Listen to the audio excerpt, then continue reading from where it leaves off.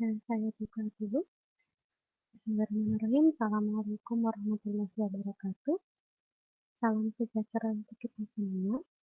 Oke, pada kesempatan kali ini di video pembelajaran ini, saya akan menjelaskan terkait dengan teknik perhitungan dalam PFIDF. Seperti itu.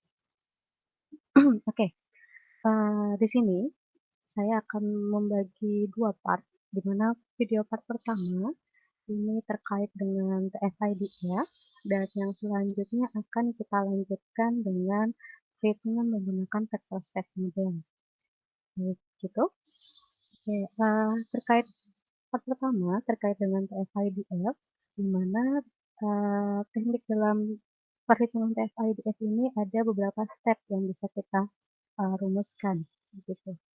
Yang step pertama itu adalah tokenisasi ya. Mana tokenisasi ini dari sebuah kalimat akan kita pecah menjadi perkata di dalamnya. Gitu. Lalu step kedua kita akan menghitung dari term frekuensinya dari hasil tokenisasi kita tadi. Dan step ketiga kita akan menghitung DF-nya atau data frekuensinya. Dan yang step keempat kita akan membagi dari dokumen yang kita miliki. Misalnya kita punya 4 dokumen, totalnya 4 dokumen. Akan kita bagi dengan hasil perhitungan pada step ketiga atau DF-nya. Seperti itu. Lalu step kelima, ini kita akan menghitung IDF-nya. Dan step yang terakhir, kita akan membobotkan dari semua kata kunci yang kita miliki dan juga dokumen yang kita miliki. Misalnya di sini studi kasusnya ada 3 dokumen gitu. Nah, 3 dokumen dan kata kunci ini nanti kita akan kalikan masing-masingnya dengan IDF. Jadi seperti itu. Nah, setelah kita bobotkan, nanti kita akan dapat mengetahui perankingan dari dokumen tersebut. Oke, begitu ya untuk step pertamanya. Oke, jadi seperti ini nih. Kita sudah punya 3 dokumen di dalamnya.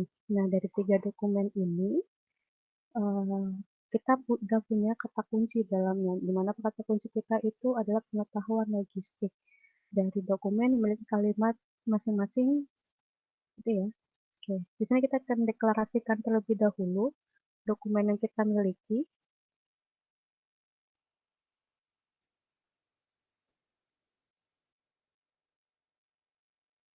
Oke, kita punya 3 dokumen. Dokumen kita ada 3. Ya, di sini kita akan lakukan tokenisasi terlebih dahulu.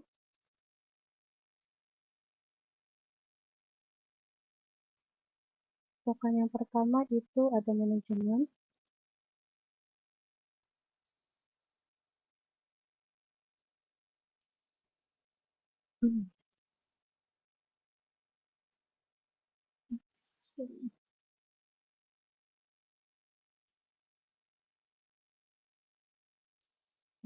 Manajemen, lalu ada transaksi, lalu ada logistik,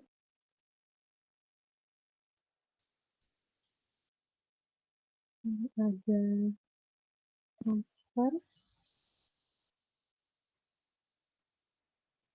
lalu ada pengetahuan. Ini kita buatkan ya, biar kita mengetahui bahwa ini adalah kata kunci. Gitu. Lalu terakhir adalah individu. Yang bisa kita pahami dari tokenisasi, di mana jika sudah kita masukkan term yang sudah kita inputkan, itu tidak boleh ada term yang sama lagi atau double term di sini. Misalnya manajemen, nanti tiba-tiba di sini ada manajemen di bawahnya. Ya, nanti bisa di cross check kembali apakah saat kita tokenisasi ada ke double nggak nih saat kita melakukan termnya. Seperti itu. Oke, sampai sini sudah ya kita sudah melakukan tokenisasi. Nah, yang selanjutnya kita akan menghitung term frekuensinya.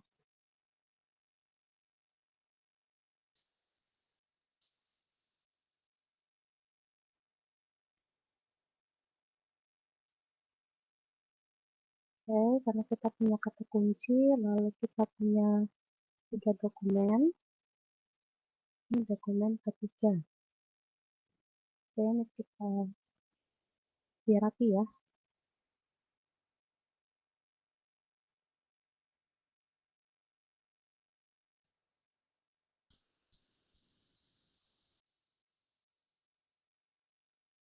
Oke, kata kunci pertama itu yang bernilai 1 berarti sesuai dengan kata kunci yang kita miliki. Bahwa kata kunci kita kan ada pengetahuan dan logistik. Jadi di bagian term logistik dan pengetahuan itu bernilai 1. Oke, setelah ini kita menentukan terkait dengan term frekuensi di dokumen pertama. Dokumen 1 manajemen, ada ya kata, maksudnya kata manajemen di dalam dokumen pertama, lalu dokumen kedua itu tidak ada, dokumen ketiga itu ada. Oke, berarti 101. Lalu transaksi di dokumen 1 ada, di dokumen kedua tidak ada ya, dokumen ketiga juga tidak ada, lalu logistik, dokumen 1 ada, dokumen kedua tidak ada, dokumen ketiga ada. Oke, lalu transfer, dokumen 1 tidak ada. Itu ya. Terkait lalu pengetahuan dokumen 1 itu tidak ada, dokumen 2 ada, dokumen 3 ada 2. Kita masukkan juga tetap 2 ya. Lalu terakhir adalah individu. Dokumen 1 tidak ada, dokumen 2 ada, dokumen 3 tidak ada. Oke. Udah sampai sini kita dapatkan hasilnya. Ups.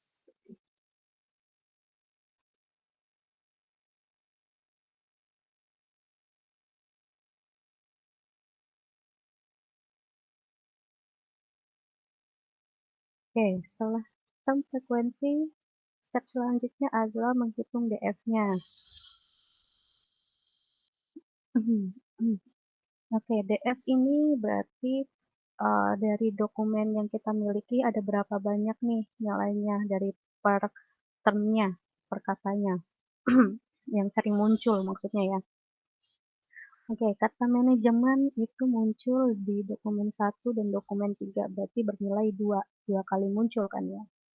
Lalu selanjutnya ada 1, di sini 2, di sini 1, di sini berarti 2 ya. Karena walaupun di dokumen 3 dia muncul 2, itu kita tetap hitung sebagai 1 karena dia mewakili saja. Oke, berarti di sini 2, di sini 1. Oke, sudah kita dapatkan seperti ini.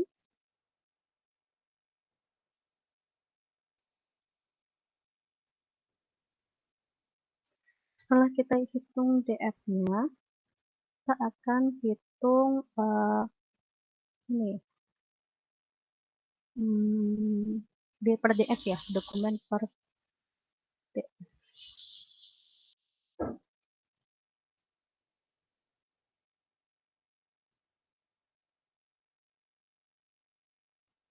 Oke, setelah ini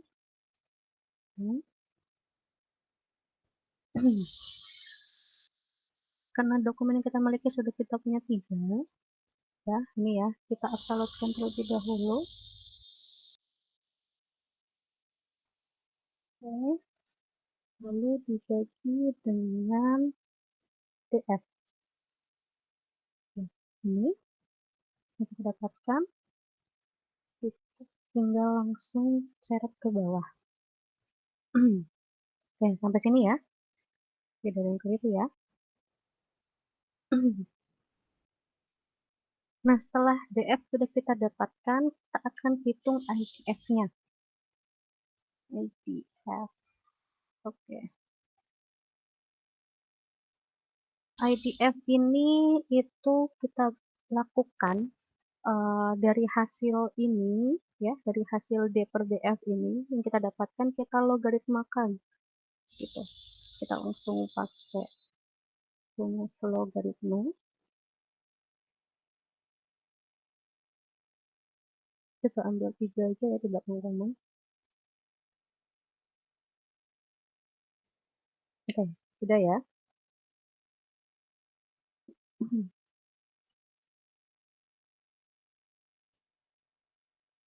Oke, sampai sini paham ya?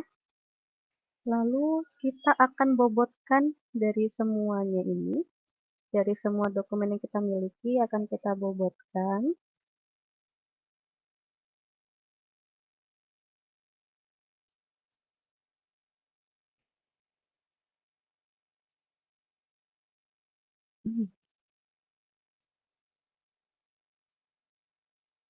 Oke, bobot dari kata kunci dokumen 1, dokumen 2, dan dokumen 3.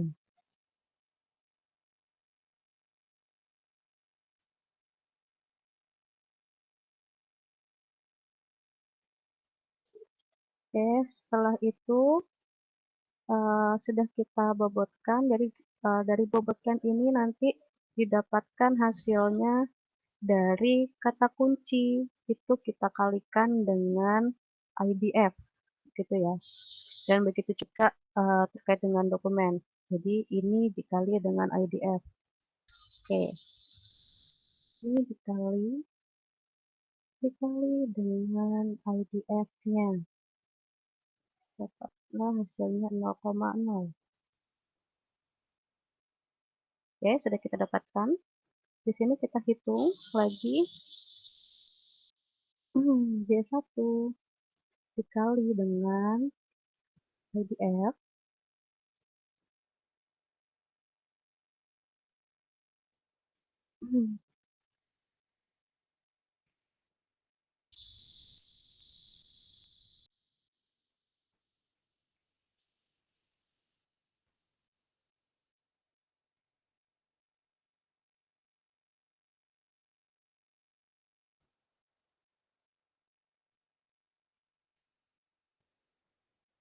Oh, ini saya keliru nih. Ini seharusnya dokumen 2 ya.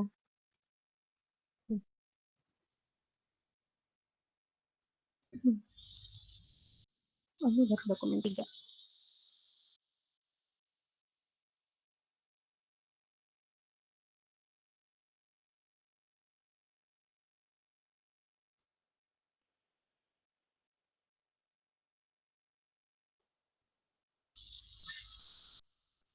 Oke, sudah sampai sini.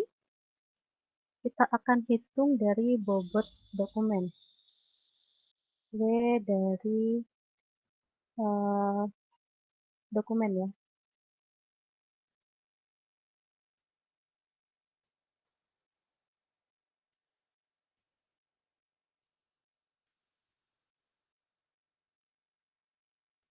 Oke, dari bobot dokumen.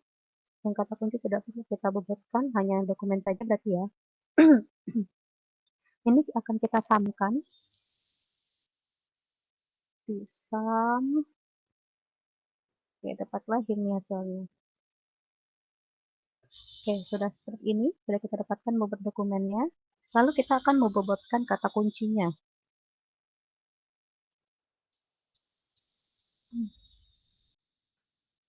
Mereka dari sini sudah bisa terlihat nih, walaupun dia dari dokumen, ranking pertama itu di dokumen ketiga. Dokumen pertama baru dokumen kedua. Tapi kita lihat dulu terkait dengan kata kunci kita.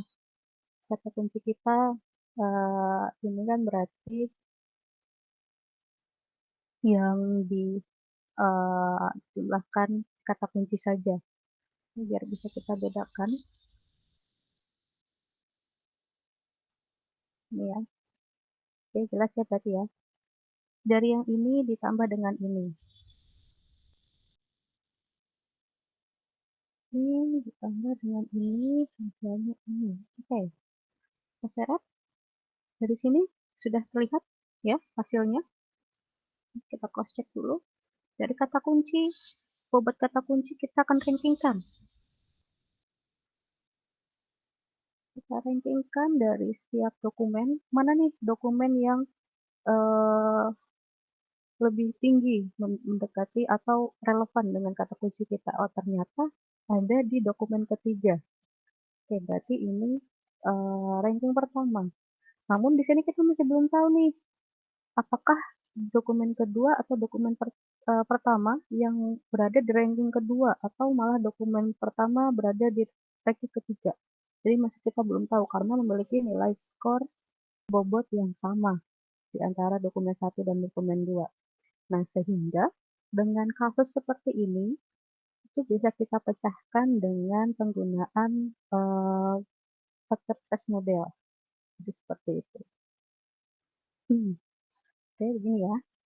Kita udah tahu nih, oh bahwa dokumen ketiga ini yang relevan atau memiliki ranking paling tinggi. Tapi kita tidak tahu ranking kedua diambil alih atau dimiliki oleh dokumen di mana. Oke, penjelasan terkait dengan vector space model bisa teman-teman lihat nanti di part kedua ya, terkait dengan videonya. Oke, kalau begitu saya akhiri. Wassalamualaikum warahmatullahi wabarakatuh. Terima kasih.